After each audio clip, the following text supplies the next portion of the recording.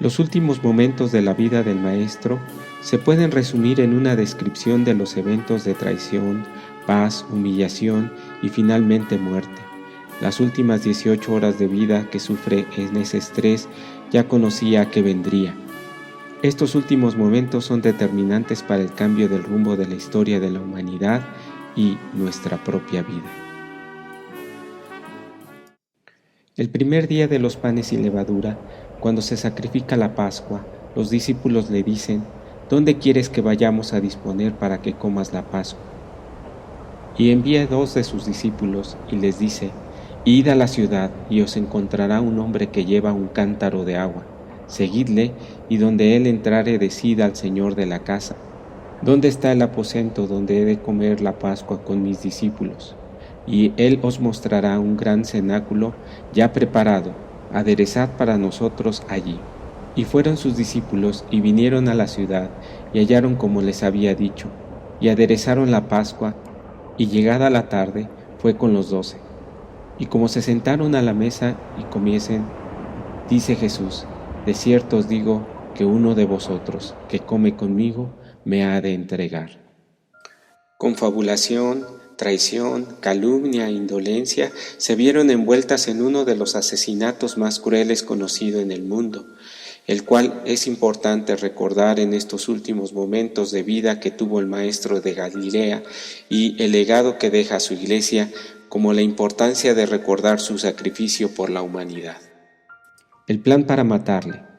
Todo magnicidio nace del deseo de callar una voz molesta para los que buscan permanecer en el estatus que existe para ellos, que se sienten invadidos por aquella voz y su testimonio o conocimiento es rebasado. Este fue el caso de los que dirigían el destino religioso del pueblo de Israel en aquel momento. Como fue predicado en muchos de sus mensajes por el mismo Jesús, este puñado de personas, como obreros malvados e incompetentes, buscaban la muerte del mismo Hijo que les había llamado.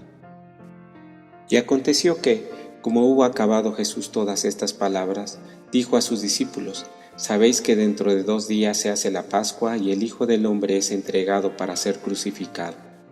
Entonces los príncipes de los sacerdotes y los escribas y los ancianos del pueblo se juntaron al patio del pontífice, el cual se llamaba Caifás, y tuvieron consejo para prender por engaño a Jesús y matarle. Mateo 26, 1-4. Este consejo perverso utiliza todos los recursos a su alcance para matarle y finalmente manifestar el verdadero contenido de su ser.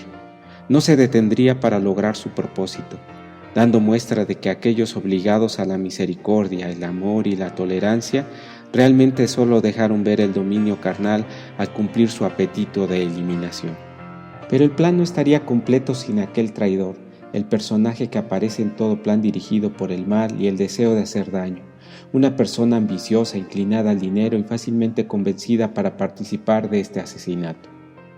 Entonces uno de los 12, que se llamaba Judas Iscariote, fue a los príncipes de los sacerdotes y les dijo: ¿qué queréis dar y yo os los entregaré?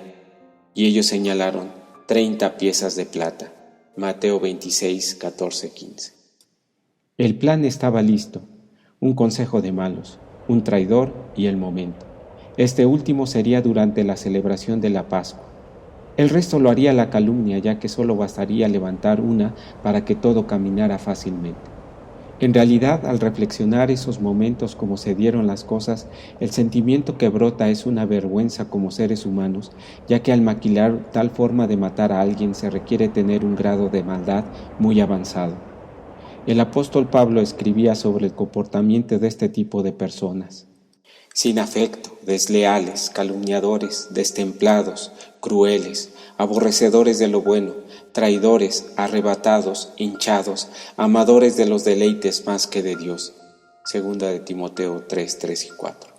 Lamentablemente el plan tendría éxito y seguramente superaría sus expectativas. Aquellos hombres bajo su visión hacían lo correcto y justo, como sucede cuando creemos justificar el proceder que tenemos, como decía el ministro Carlos García, dando razón de la sinrazón. Los que dan por justo al impío por cohechos y al justo quitan su justicia. Isaías 5:23. Un momento sublime. La celebración de la Pascua era un momento muy especial para el pueblo de Israel. Este simbolizaba la salida de Egipto para constituirse como una nación libre.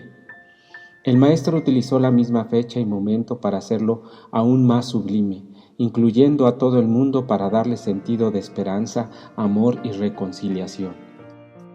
Y comiendo ellos, tomó Jesús el pan y bendijo, y lo partió y dio a sus discípulos y dijo: Tomad, comed, esto es mi cuerpo.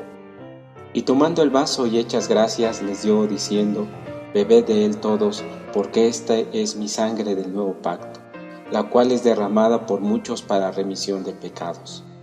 Y os digo que desde ahora no beberé más del fruto de la vid hasta aquel día, cuando lo tengo que beber nuevo con vosotros en el reino de mi Padre.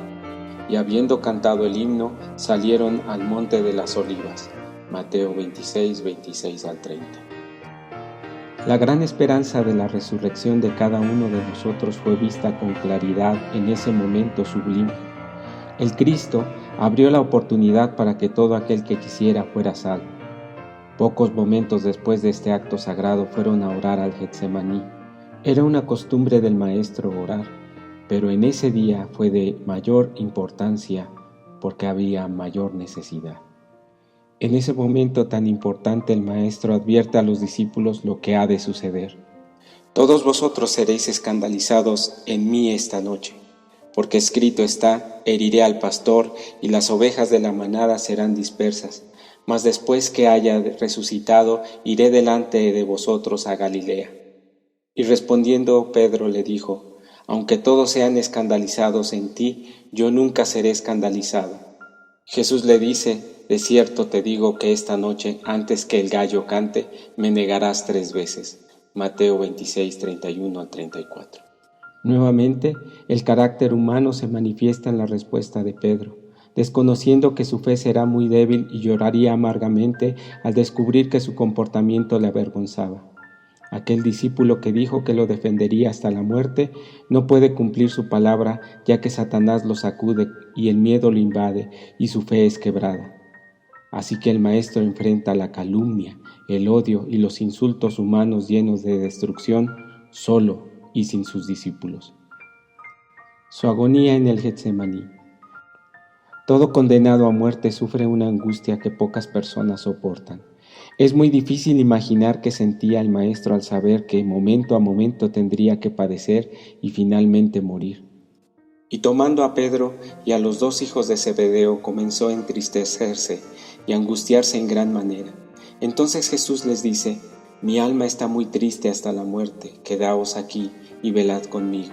Y yéndose un poco más adelante, se postró sobre su rostro, orando y diciendo: Padre mío, si es posible, pase de mí este vaso, empero no como yo quiero, sino como tú. Y dijo a sus discípulos, y les halló durmiendo, y dijo a Pedro: ¿así no habéis podido velar conmigo 1 hora? Mateo 26, 37 al 40. El sufrimiento en el Getsemaní es un relato impresionante del estrés que hace presa al Maestro. Mientras la angustia crecía, la falta de entendimiento de los discípulos aumentaba. Él buscaba la compañía de alguien que pudiera comprender el sufrimiento, pero no supieron acompañar al Maestro en esos momentos de angustia, tal vez porque no comprendían lo que estaban a punto de presenciar y ser testigos. En ocasiones pensamos que las personas que nos muestran ser guías en nuestra vida no tienen angustia o problemas que afectan su estado de ánimo. Creemos que conocen todo y saben cómo resolverlo y que no necesitan de nadie para salir avantes. El acompañamiento de los discípulos es difícil saber qué tanto ayudó al Maestro, ya que después de 3 momentos de sueño finalmente llegó el momento y el inicio del fin. La petición del Maestro fue hacer esto en memoria de mí y recordar su muerte cada año con el fin de no olvidar su sacrificio. Sin embargo, nuestro comportamiento como miembros de la Iglesia es el olvido durante todo el año y solo recordar su muerte en el día de la cena, y eso por un momento.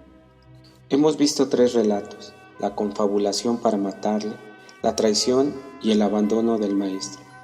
La gran e importante reflexión es: con nuestra actitud dentro de la Iglesia, ¿Cuál de los tres relatos anteriores somos parte de ello? ¿La traición, la negación o la confabulación?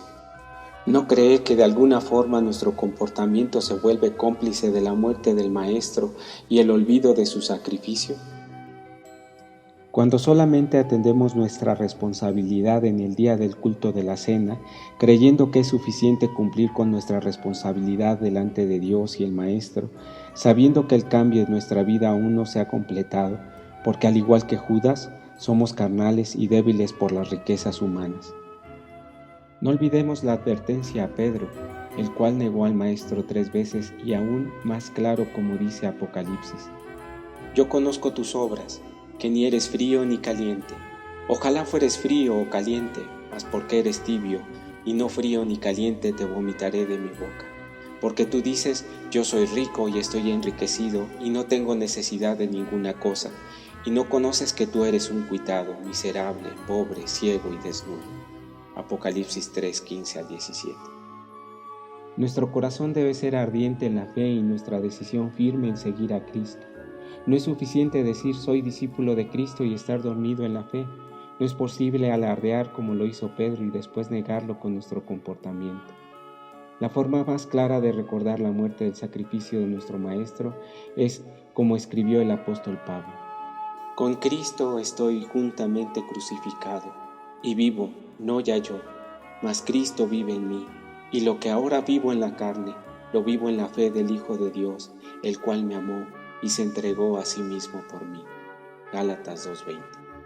Es precisamente el vivir como enseñó a su pueblo con obras de justicia, con una fe fortalecida dando ejemplo con nuestro actuar que a todo el mundo diciendo, yo soy de Cristo.